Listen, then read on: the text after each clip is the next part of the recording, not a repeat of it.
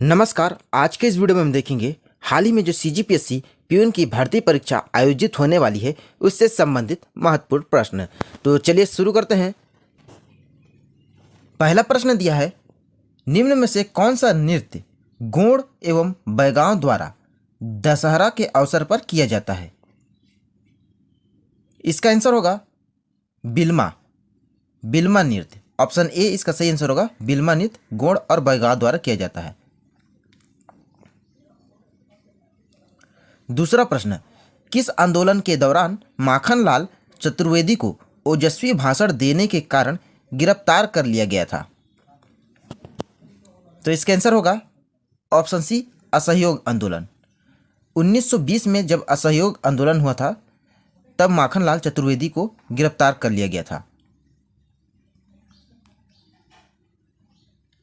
तीसरा प्रश्न, छत्तीसगढ़ में कौन शासक थे जिन्होंने यूरोप के युद्ध में अंग्रेजों की सहायता की थी?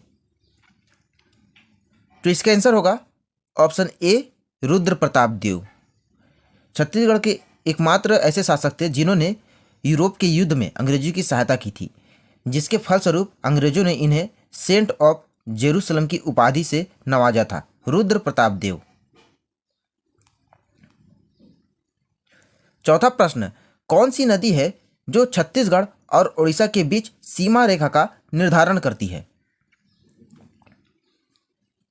इसका आंसर होगा ऑप्शन डी, सबरी नदी। सबरी नदी छत्तीसगढ़ और उड़ीसा के बीच सीमा रेखा बनाती है और इस नदी पर ही सोने के कण पाए गए हैं। पांचवा प्रश्न, छत्तीसगढ़ भारत में किस क्रम का सर्वाधिक ग्रामीण जनसंख्या प्रतिशत वाला राज्य है? तो इसका आंसर होगा ऑप्शन बी, दूसरा। तो दूसरा ग्रामीण जनसंख्या प्रतिशत वाला राज्य है और पहले क्रम में कौन है? तो हिमाचल प्रदेश है।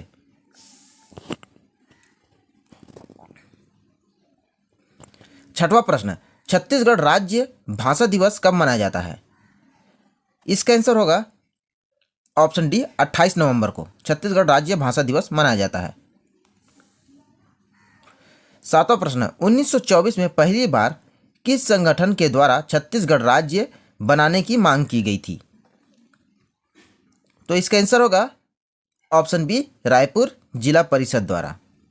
रायपुर जिला परिषद में छत्तीसगढ़ राज्य बनाने की मांग की गई थी। किस काल में छत्तीसगढ़ का कोई उल्लेख नहीं मिलता है? इसका आंसर है ऑप्शन ए, ऋग्वैदिक काल में। यहां पर छत्तीसगढ़ का कोई उल्लेख नहीं मिलता है। नौवां प्रश्न, छत्तीसगढ़ का प्रथम व्यक्ति जो गवर्नर बने थे, तो इसका आंसर होगा राघवेंद्र राव। ई राघवेंद्र राव जो छत्तीसगढ़ के प्रथम व्यक्ति थे जो गवर्नर बने थे। अगर प्रश्न में पूछ लिया जाए कि छत्तीसगढ़ निर्माण के बाद राज्यपाल बनने वाले प्रथम व्यक्ति कौन है, तो आंसर होगा श्री रमेश बैस। छत्तीसगढ़ में कर्क रेखा किस जिले से होकर गुजरती है? तो इसका आंसर है ऑप्शन बी, सरगुजा जिला। तो छत्तीसगढ़ राज्य के जो उत्तरी जिले हैं, सरगुजा जिला, वहां से कर्क रेखा होकर गुजरती है। 11वां प्रश्न, छत्तीसगढ़ राज्य की भौगोलिक स्थिति क्या है? तो इसका आंसर है ऑप्शन ए, 17 डिग्री 46 से 24 डिग्री 50।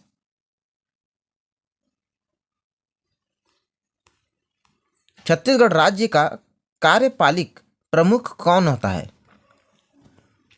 काफी इंपॉर्टेंट क्वेश्चन है। इसका जो आंसर होगा राज्यपाल। राज्यपाल जो है कार्यपालिक और संवैधानिक प्रमुख होता है। 2011 की जनगणना के अनुसार जनसंख्या की दृष्टि से छत्तीसगढ़ राज्य में सबसे बड़ा जिला है। आंसर होगा ऑप्शन बी, रायपुर। यह सबसे बड़ा जिला है। छत्तीसगढ़ में किसने डाक तार सेवा की शुरुआत की थी?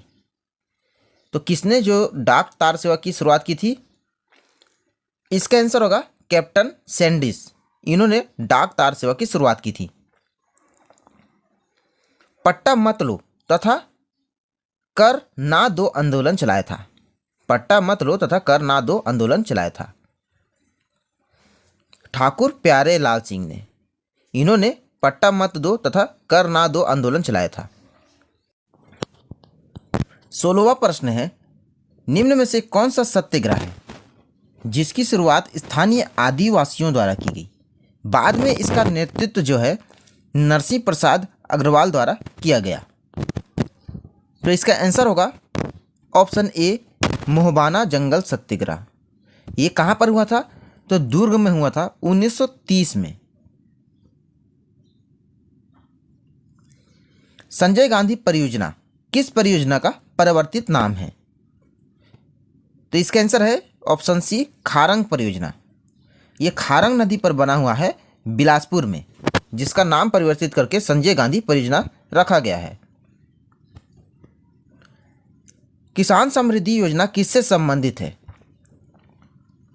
तो इसका आंसर है ऑप्शन ए, नलकूपों से।